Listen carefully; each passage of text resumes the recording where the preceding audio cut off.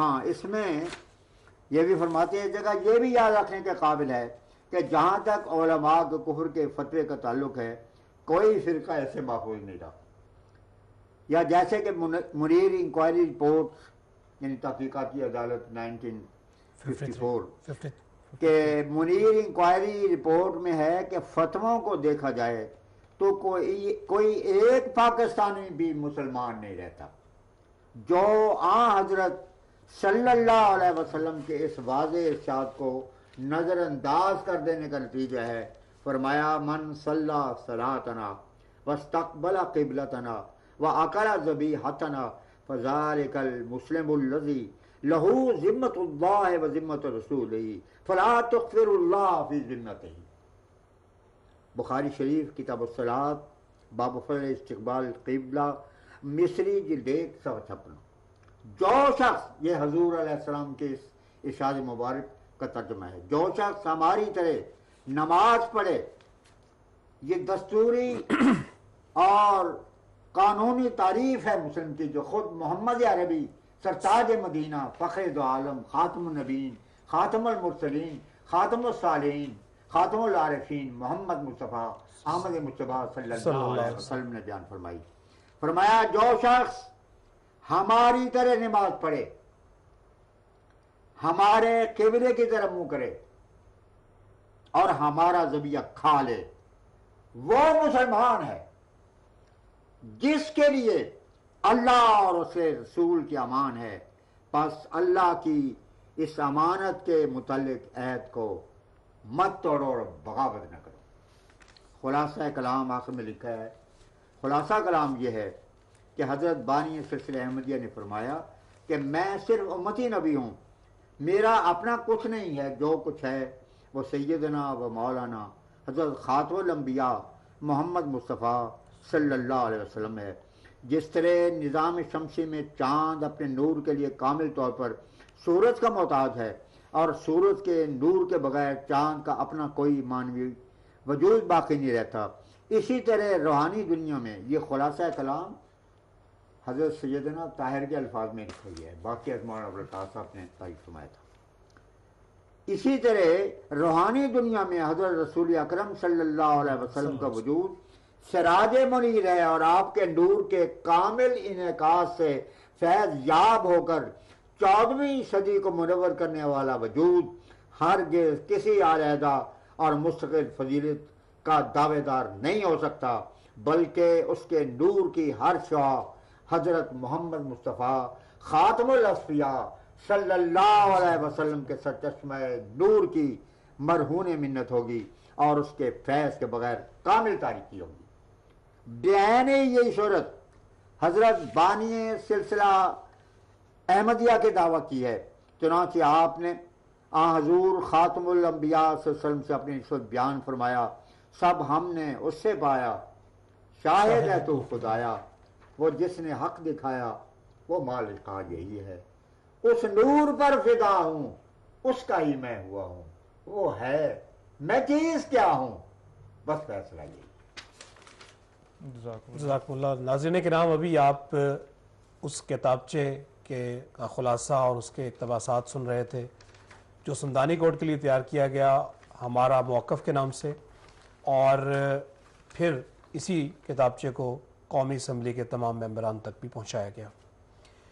محترم مولانا میں یہ آپ سے پوچھنا چاہوں گا کہ آپ نے ہمارے سوالوں کا جواب دیے اور ان سوالوں سے ہمیں مطلع فرمایا جو سیدنا حضرت خلیفۃ المسیح ثالث رحمہ اللہ تعالیٰ نے قومی اسمبلی کے سامنے دیے تھے اور یہ سلسلہ 52 گھنٹے 10 منٹ تک چلا ہے.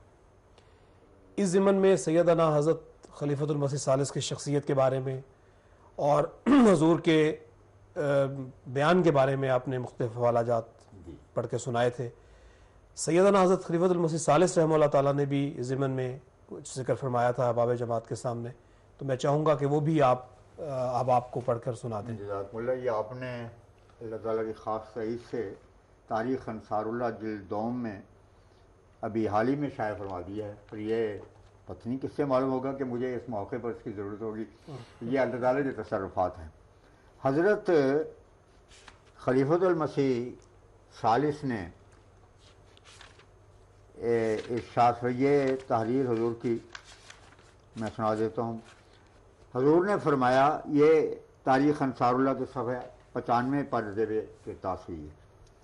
1974 میں جب میں نیشنل اسمبلی گیا ہوں، خدا تعالیٰ نے بہت نشان دکھائے، بہت بڑا نشان، یعنی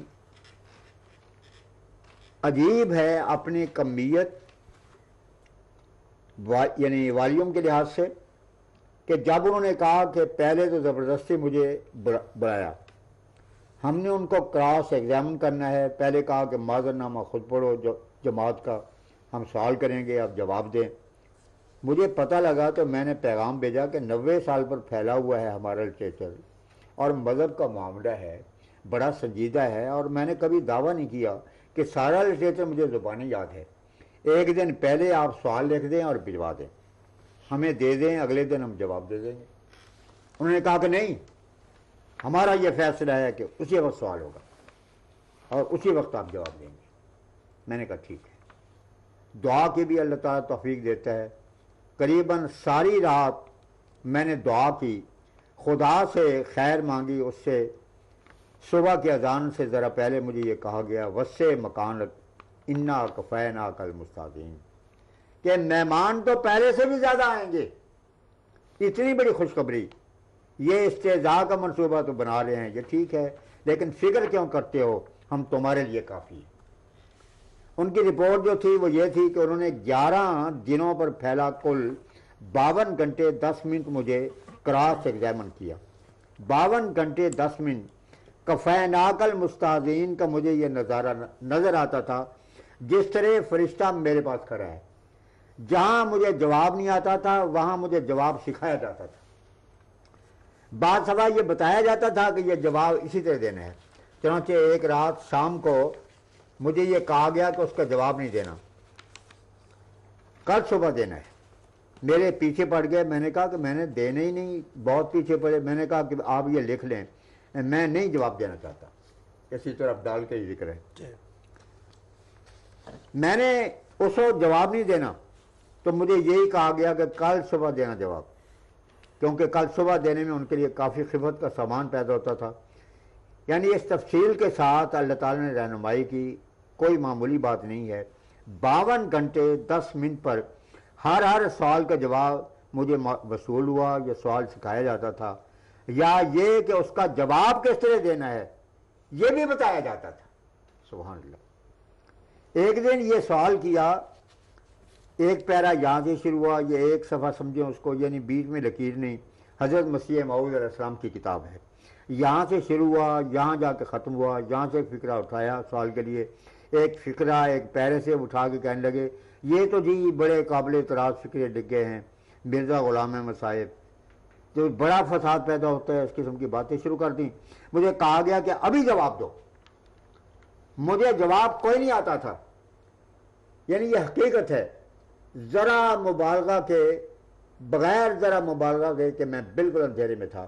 میں نے کہا کہ کتاب بھیج دیں، میرے پاس کتاب نہیں ہے، مجھے کتاب بھیج دیں، ابھی میں جواب دے دیتا ہوں۔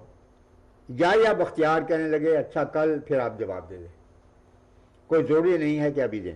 میں نے کہا میں کہہ رہا ہوں کہ میں نے ابھی جواب دینا ہے، جواب دینا ہے، تو آپ مجھے کتاب دیں۔ 2-3 دفعہ تکرار کے بعد وہ لے آیا، نشان لگا کے کتاب میں نے کھولی، جہاں سے 2 پیرا شروع ہوتا تھا 3-4 سطریں نیچے وہ فقرہ تھا جہاں اس کا جواب موجود تھا، اور میری آنکھ نے وہی پکڑا، میں نے پہلی نظر میں اس کو پکڑا۔ میری عادت تھی جہاں مجھے موقع ملتا حضرت مسیح موعود علیہ السلام کا کلام ان کے کانوں میں ڈال دیتا تھا۔ تو میں نے کہا آپ نے فقرہ پڑھا اور اعتراض کر دیا، میں ایک پیرا پڑھ دیتا ہوں اور آپ کو جواب مل جائے گا۔ میں نے سارا پیرا پڑھ دیا اتنی تفصیل میں، تو اس سے بڑا نشان سوچ میں بھی نہیں آ سکتا۔ 11 دن 12 گھنٹے 52 گھنٹے 10 منٹ جو خدا نے کہا تھا اس کے مطابق وہ میری رہنمائی کرتا رہا۔ ایک دن مجھے شام کو خدا نے کہا کہ کل ایک ایسا سوال کیا